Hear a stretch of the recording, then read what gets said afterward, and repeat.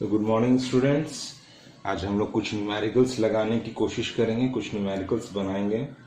तो टेकअप करते हैं। सबसे पहला questions, find the minimum force between same charge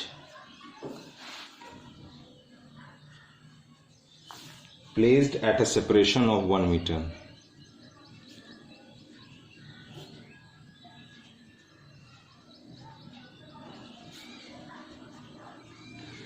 देखिए क्वेश्चन क्या कह रहा है, find the minimum force between same charge. Charge मतलब सेम है, तो जैसे सपोज दैट एक क्यू चार्ज और ये दूसरा क्यू चार्ज, दोनों के बीच का डिस्टेंस ऑफ सेपरेशन 1 मीटर है। अब हम लोगों को कहना है कि इनके बीच में जो सबसे मिनिमम फोर्स होगा वो कितना होगा।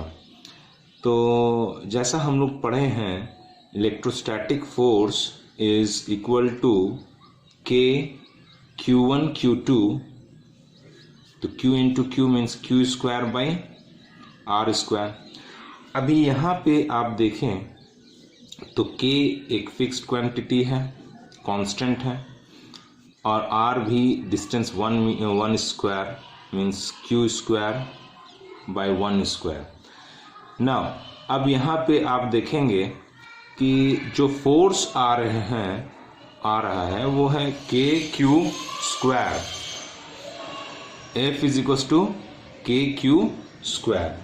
अभी यहाँ पे हम लोग को बोला जा रहा है कि minimum force between the same charge. अभी यहाँ पे आप अंदाजा लगाएं, आप कोशिश करें जानने का कि what should be the minimum force. अभी यहाँ पे के तो कांस्टेंट है, तो जो फोर्स जो डिपेंड कर रहा है वो क्यू पे डिपेंड कर रहा है। अभी आप ये नहीं कह सकते इनके बीच में कोई मीडियम है। मीडियम यहाँ पे एयर, जब कुछ नहीं दिया हुआ है तो एयर ही है मीडियम, तो मीडियम का कोई इफेक्ट तो यहाँ पे अब है नहीं, है ना, जो है वो तो गिवन है एयर। अभी यहाँ पर है क्यू स्क्वायर, तो ये क्यू का ही मिनिमम फोर्स अपना मिनिमम वैल्यू तब होगा जब क्यू अपना मिनिमम वैल्यू हो। तो क्यू सबसे मिनिमम क्या हो सकता है, तो क्यू जो सबसे मिनिमम हो सकता है वो चार्ज ऑफ एन इलेक्ट्रॉन हो सकता है। तो यहाँ से हम लोग कह सकते हैं कि what is the minimum force that can act between two same charges, तो इट इज इक्वल टू के ई स्क्वायर। बाकी वैल्यू पुट करिए, आंसर लेकर के। ये एक आईआईटी का क्वेश्चन था। नाउ सेकंड, फॉर एग्जांपल अब हम लोग जैसे ये देख लेते हैं कि एक इक्विलैटरल ट्रायंगल है।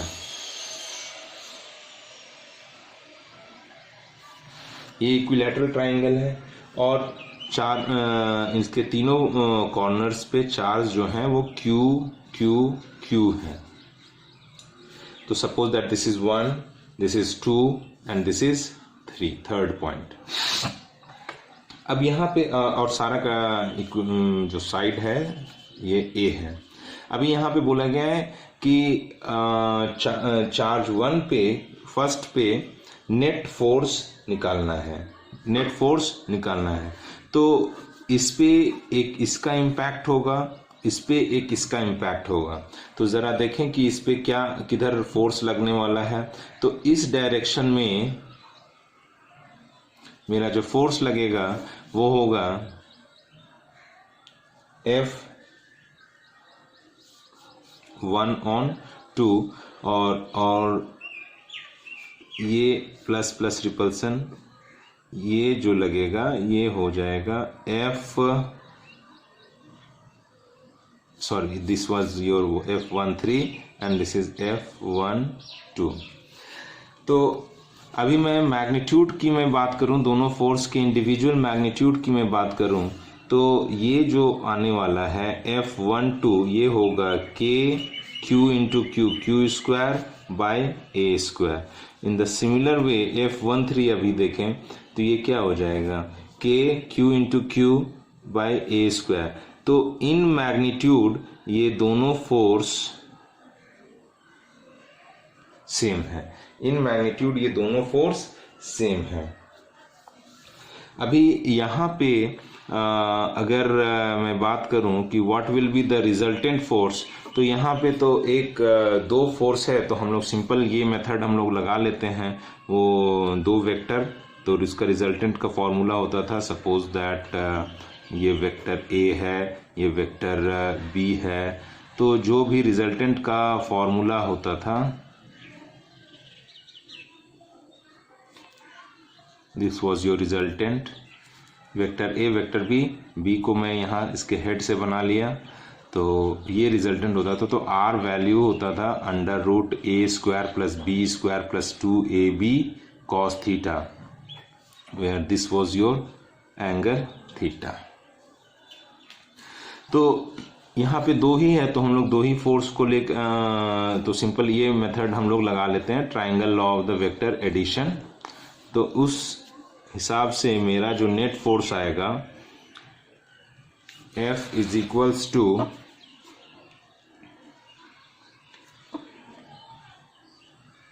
F12 square plus F13 square plus 2F12 into F13 cos theta. तो यहाँ जो एंगल आने वाला है, ये एंगल आने वाला है, ये 60 डिग्री है, तो ये भी आपका 60 डिग्री हो जाएगा। तो यहाँ से जो मेरा फोर्स आने वाला है, इसको मैं समझने के लिए मान लेता हूँ F, तो ये हो जाएगा F square plus F square plus 2F square cos 60 degree, तो ये हमारा आ जाएगा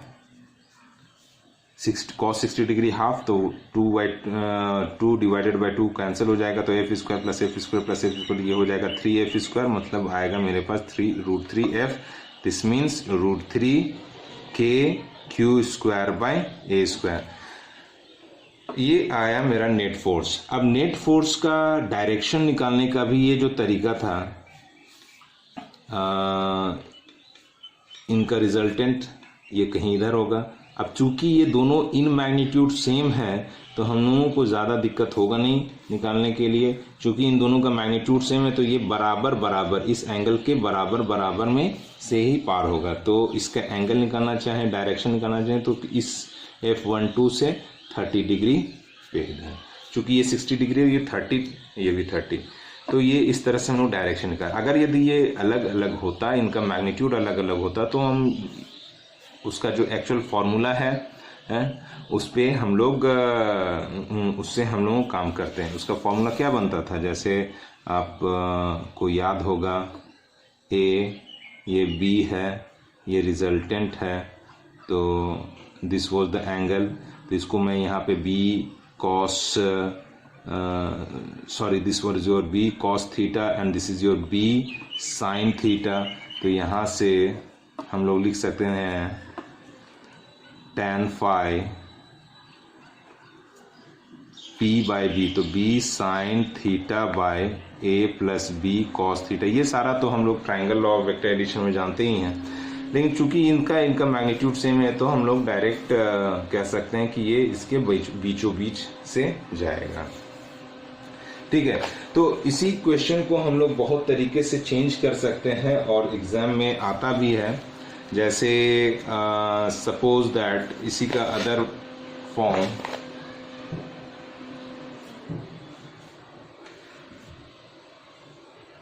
ये हो गया Q और ये है -Q। सपोज दैट ये 1, ये 2 और ये 3।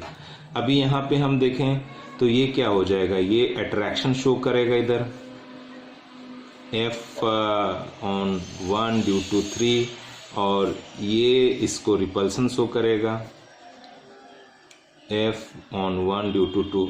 तो यहाँ पर उसी तरह से जैसा यहाँ हम लोगों ने सॉल्व किया, बस उसी तरह से यहाँ पे भी हम लोग सॉल्व करेंगे। यहाँ पे बस शर्त क्या हो जाएगा, यहाँ पे एंगल 60 डिग्री है, यहाँ पे एंगल 120 डिग्री हो जाएंगे, यहाँ पे एंगल 120 डिग्री, यहाँ पे थीटा 60 डिग्री, यहाँ पे थीटा 120 डिग्री, बाकी सब सेम। और इसका डायरेक्शन निकालेंगे, तो चूंकि इन दोनों का मैग्नीट्यूड सेम है, तो ये इसके इस डायरेक्शन में होगा, और अगर इसकी मैं एंगल की मैं मेज़र करूं, एंगल की मैं बात करूं, तो ये हमारा आएगा 60 डिग्री। क्योंकि ये दोनों सेम है तो ये एंगल 120 के बीचों बीच से जाएगा। तो इसको आप उसी तरह से सॉल्व कर सकते हैं।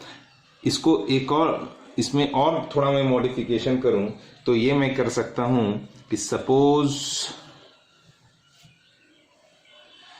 ये Q, अब यहाँ पे दो नेगेटिव चार्जेस हैं, ये 1, ये 2, ये 3।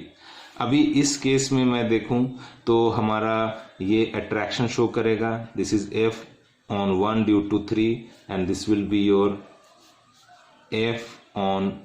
this is F on 1, मैं ऑलवेज मिस्टेक कर जा रहा हूँ इस पे, तो F on 1 due to 3, sorry ये हो जाएगा।